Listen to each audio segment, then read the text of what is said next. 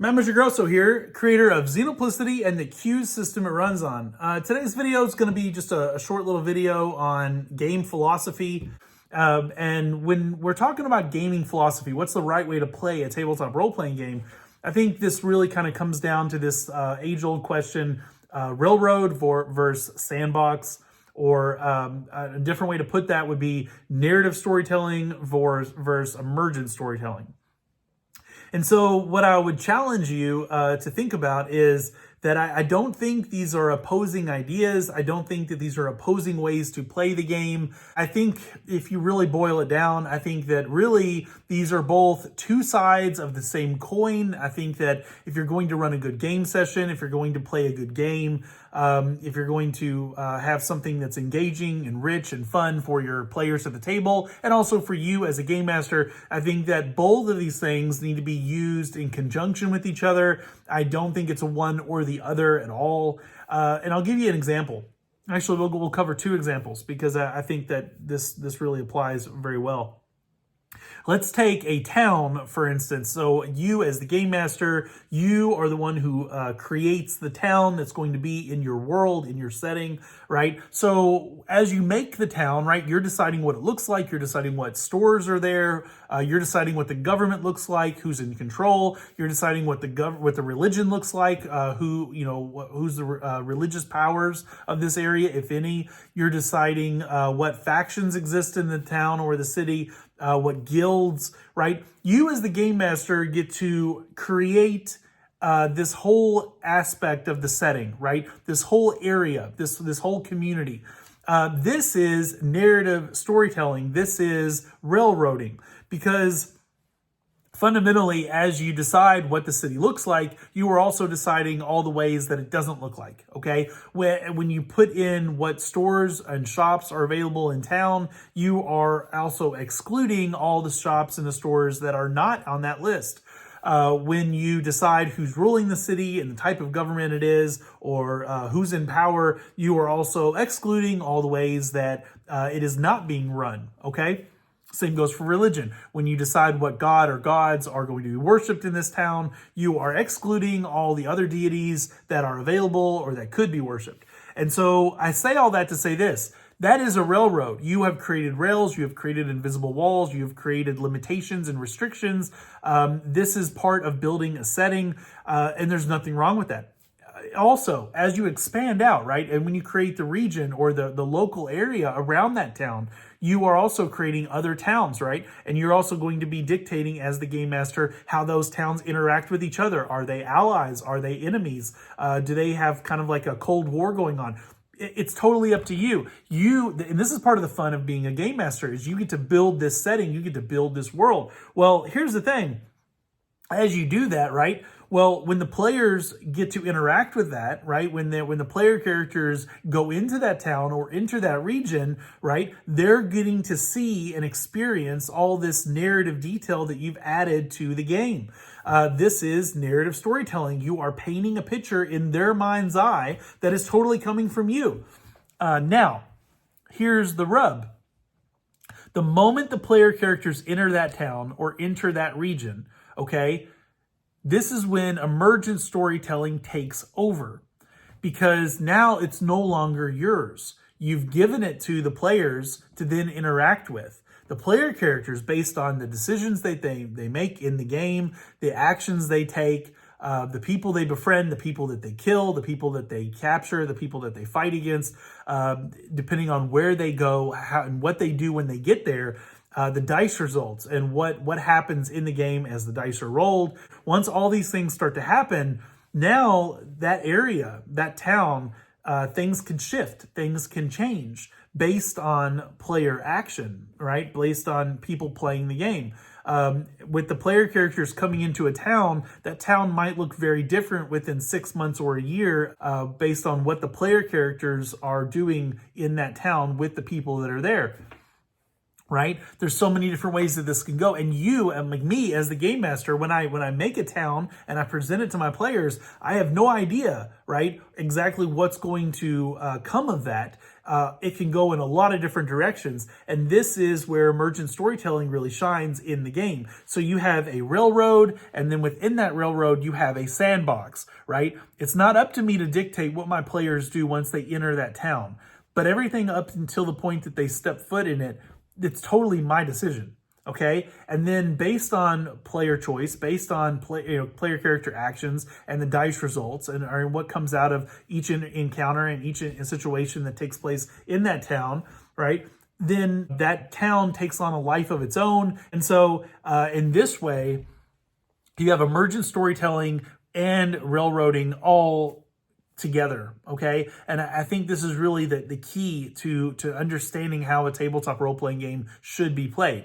Another good example would be a dungeon, right? So as the game master, as I create a dungeon in any game, it doesn't matter what kind of game it is, I am creating an entrance, I'm creating exits as part of this dungeon, and that means that if I've created entrances and exits, I've also created areas where there is no entrance and there is no exit. There are areas where you are just boxed in, you are trapped. That is the nature of a dungeon in a tabletop role-playing game. It is limited in egress, and you are gonna have to get through this, okay?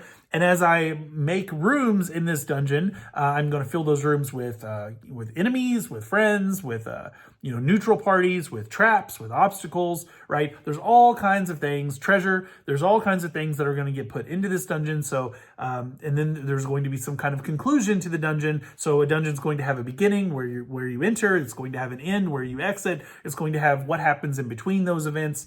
And so you do have a beginning, you do have a middle, you do have an end. You have created a narrative. This is narrative storytelling. The very fact that I've presented a dungeon to my players and say, look, this is what we're doing tonight. We're going into this dungeon. This is going to be a dungeon delve.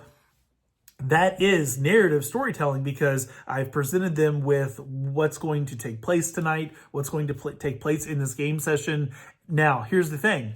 Once the players go into the dungeon, once the player characters step foot into that realm, okay, now emergent storytelling takes over because at that point, I'm no longer really in control. Now, I can control the NPCs, of course, right? But, and the traps and all those things. But at the end of the day, it's up to the players to make the decisions on how to go through the dungeon. It is up to the player characters to deal with the traps, to deal with the others that they find there, to deal with the treasure that they encounter. What are they going to take? What do they leave behind? Do they fight? Do they run?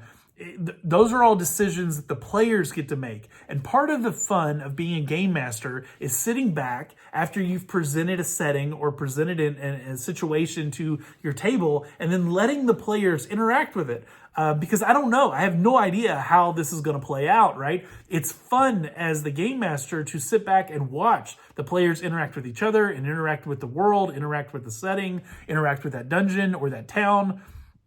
And really just to kind of see where it goes, right? And so emergent storytelling is a key aspect of this. It's a key part of gaming. You cannot have a good, meaningful, fun tabletop role-playing game if you're cutting out either parts of these aspects. You do need some level of narration, some level of setting a stage, creating an environment, creating a world, and then you need some aspect of emergent storytelling because it is a game. It is fundamentally a game, so you do need dice results. You do need randomness. You do need choice, okay? Both of those things come together to create a fun experience for both you and the players at your table. And so as the players go through your dungeon, right, maybe they skip certain areas of the dungeon that they just find a clever, cool, fun way to avoid. Maybe there's enemies that they're able to put to sleep rather than kill or fight. Maybe they befriend someone you thought was going to be an enemy, and suddenly they've made an ally in this dungeon. Maybe there's a treasure, but they don't care about the treasure. Maybe they're there for a different purpose, or maybe they find a creative way of getting the treasure out in which they don't have to necessarily go through all the obstacles that you thought they were going to go you thought they were going to have to go through to get out of the dungeon. My point is, you don't really know how it's going to go, because that's the emergent storytelling aspect. Again, you have an emergent storytelling part of the game built inside of a railroad, built inside of the restraints and the confines that you have created as the game master. And so these things work together. They're not separate entities. These things are not opposed to each other. They're meant to be played as part of two parts of a whole. And so when you look at gaming from this perspective, through this lens, you find that a lot of the debates that people have about this, it's not so much that they're even in disagreement. It's really just a lack of perspective. Or a misunderstanding of the nuance that you can have in a tabletop role-playing game, because it's one of the things that makes tabletop role-playing games so much fun. It's what makes them so unique. It is not a video game. It is different. It is fundamentally different than a video game, because in a tabletop role-playing game, you have unlimited options and potential within the setting that you have presented. And so you have both of these things working together to create something greater than you'd otherwise have if you only had one and not the other, okay? Another part of this, though, is, and I think this is one of those subjects that, again, a lot of people get heated about on one side or the other. There is the topic of fudging dice, whether you should do this, whether you shouldn't. And I'm going to come out and say it. You should never, ever fudge the dice, period. I don't even think it's up to debate. I don't even think that it's a good faith argument to even have. I think it comes from a place where people are comfortable cheating, and they want to make themselves feel good about cheating. And let me explain because I'm sure I'm going to rub some people wrong when I say this. But here's the thing.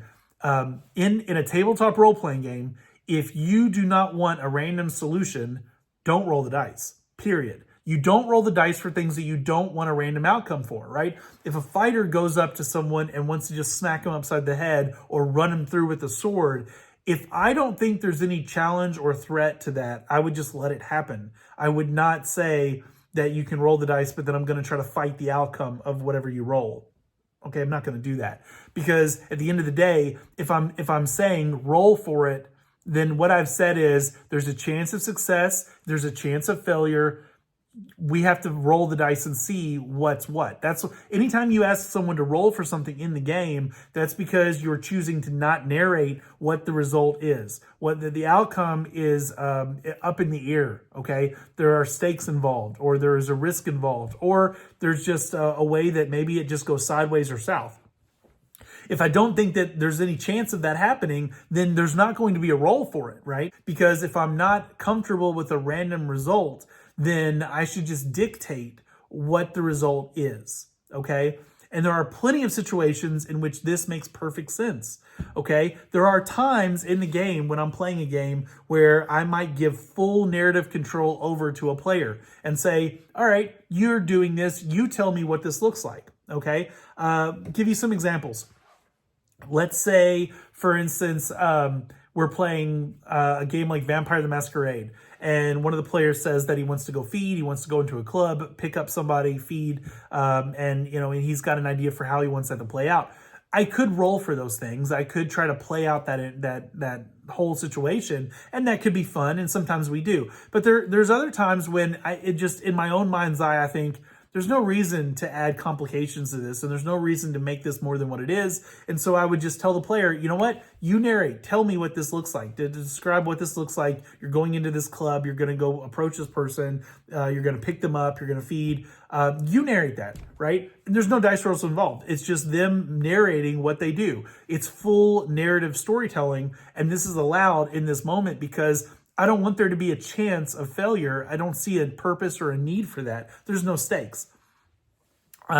Now, if I thought that if I wanted feeding to be hard in that situation, if I wanted it to be difficult to find someone to feed on, if I wanted to kind of create that tension, or if maybe there was a chance that there would be vampire hunters in that area, then yeah, we can roll for those things, and maybe things go sideways, maybe they go south, maybe they go crazy, and again, emergent storytelling then takes over, right? Because I don't know what the outcome is going to be, so I'm relying on dice, I'm relying on player choice in certain certain moments and dice results to then dictate where the story goes from there. Okay. But if that's not where I want the game to go in that moment, I'm not going to turn it over to emergent storytelling. I'm going to leave it into the realm of narrative storytelling. And in that regard, I would just let the player narrate and almost kind of take on a co-game master role in the sense that they get to narrate what it is they're doing and how it looks. And I would be totally okay with that. I've done this. It works great. You don't have to control every aspect of the game.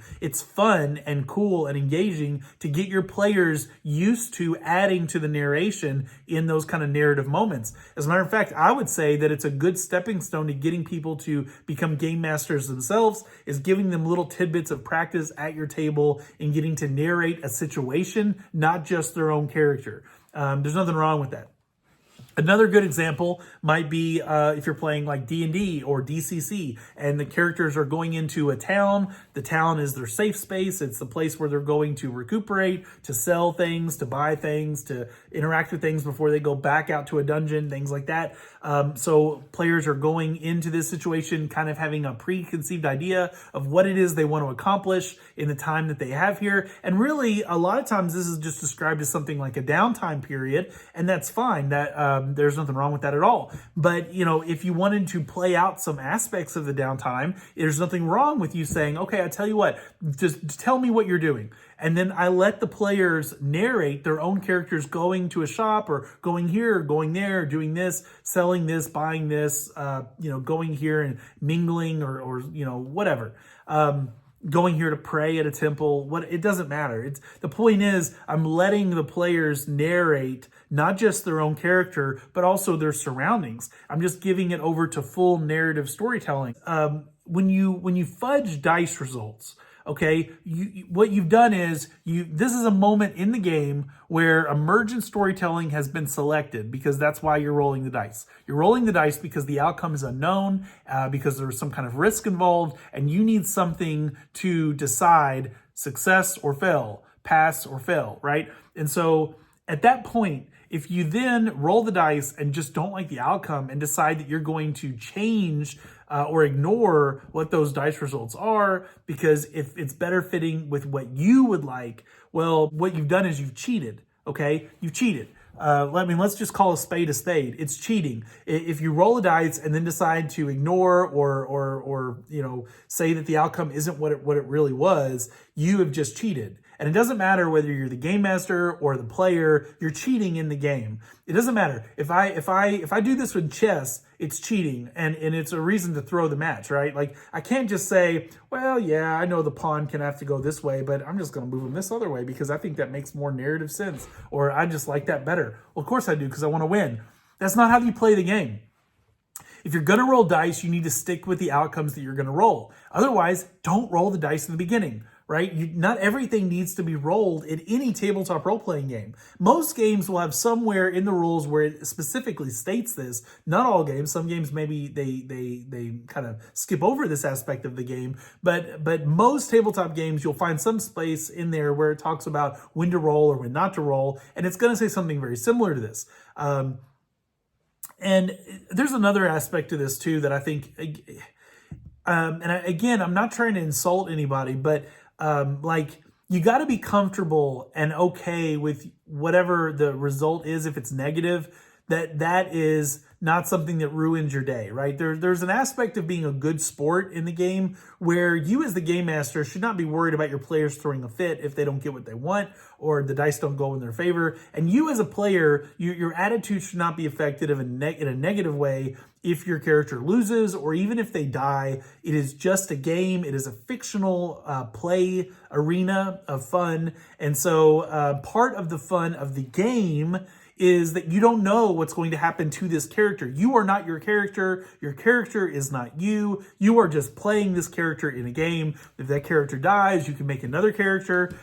So the game goes on. The game is fun regardless of the outcome for your character. And I would argue that when you get to a level of maturity in tabletop gaming where you realize the game is bigger than you, and you are not your sole focus in the game, what you'll find is players that have been playing a long time, that have a good mature outlook on the game, that they will get excited and they have fun regardless of whether their character lives or dies, wins or loses, because the story is what they're seeing and the story is what they're thriving on. The emergent story, what's coming out of the decisions and the actions and the setting, all of these things, the dice results, when all these things add together, the end result is the story, right? And that's why the Q system, we focus so much on emergent storytelling, because in our mind, I mean, sure, there's a place for narrative, right? In creating a setting and playing in this fictional world, you're going to have aspects of a story or a narration. But at the end of the day, what matters most is how these things come together and what comes out of it. And so with emergent storytelling as part of our system, as a core part of what makes the Q system flow and function, what you have is you have a situation where we roll and then we talk. Okay, in a lot of the games on my shelf, a lot of the games that I've enjoyed playing over the years, I think fundamentally they do this backwards. Okay, so they will talk and then you roll. So you'll say, okay, well, I'm going to narrate all these things that I want to do. And then the game master says, okay, roll for it. And then when you roll and you don't succeed, well, then really all you've done is waste your breath. You've wasted your time at the table. All the things you kind of described and narrated because you wanted it to look cool, all those things actually never really happened. And so you've spent 3 or 4 minutes before you roll, and really it's been for nothing. In Xenoplicity, we don't do that. In Xenoplicity, we roll the dice, and then based on the results, we narrate what the outcome is for good or bad. And so there is no wasted breath. There is no wasted time at the table. And it's fun because you're narrating not just your successes, you're also narrating your failures. And so players have a chance to really be part of a living world, not just playing a small role in the game master's script. Okay. I think these are some fundamental differences, and I think these things matter. And so I encourage you, whatever game you play, don't fudge the dice. There's no reason for all this nonsense. Whatever game you play, try to understand that there is a balance between narrative and emergent storytelling, and these things should work in tandem. They work together to create something fun and awesome. And when you roll the dice and you don't take the results, you're cheating. You're robbing the game of what it could be, because inevitably, okay, the game would be better if you just went with the results, right? So you're surrounded by enemies, you roll your dice, and you do a terrible failure, and so you start to get just totally dogpiled by bad guys. There's a risk that there's a danger that the game master might say, well, I don't want to pick on them. I don't want to beat them down like that. So they might want to take it easy on you. I encourage game masters not to do that. Let it play out. Maybe all the bad guys dogpile him, and in that bad roll they kill him. Maybe that happens, right? Or maybe the next roll that he gets after that is a critical success in whatever game it is. Maybe the roll after that changes the dynamic in a way where you had this awesome heroic moment where all was almost lost, but then it shifts and it turns around. And if you fudge the results, you rob yourself of those epic and awesome moments that can play out during the game from just going with whatever was rolled. Okay. And I encourage you, don't miss out on that, because that's one of the things that makes gaming so much fun. I never ever roll behind a screen. Anytime me as a game master, if I'm rolling the dice, I want it to be where all the players at the table can see, they know exactly what those dice results are. And because of that, there is an inherent trust that me and my players have at the table. When the dice are rolled, it's out of my control. It's not me attacking them. It's the dice. It's the NPC. I'm not doing it. I'm not the antagonist against the players. But we're all going to find out together what this looks like and how this plays out. And because I don't cheat, because I don't fudge, for good or bad, I don't do it either way, I am impartial, I am fair, and my players have learned to accept. They've been trained by my impartiality, by my fairness, by the fact that I don't change the results for good or bad. What that does is when you develop that kind of culture at your table, what you've done is you've created a place where the players know, for good or bad, they can trust me. They can trust me. I'm never going to lie to them and pretend like I didn't roll what I rolled. And so inevitably what it does is it builds this trust where players are just okay with things regardless of how things turn out, because it's just a game. Okay. And when you start fudging dice, when you start trying to tweak the results in a way that it fits your narrative and your preconceived ideas of what it should go, you're merging emergent storytelling with narrative storytelling in a way that's not healthy, right? You're basically bending and breaking your own game world. Don't do that. Keep these things separate, but have them play on each other. Okay. And what you'll find is this keeps your problematic situations to a minimum. And it just creates a better flow at your table, in which everybody can trust everybody else. I make all my players roll out in the open. I'm going to do the same. It would be weird and odd of me to have everyone else roll out in the open, but me hiding and behind secret, rolling in secret. Why? Why would you want to do that? You're creating a different way, like rules for thee and not for me kind of thing. And I don't think that that's healthy. I don't think that that's productive. I think it creates a bad culture at the table. And I know a lot of players do it. I know a lot of tables that this is the way that they play. I just don't find it helpful. I really don't. If you're treating it like a game in this sense where it's you versus the players, right? You're hiding behind a screen. You may or may not go with the dice results that you do. You might be fudging the hit points of the enemies that you've put in front of the player characters.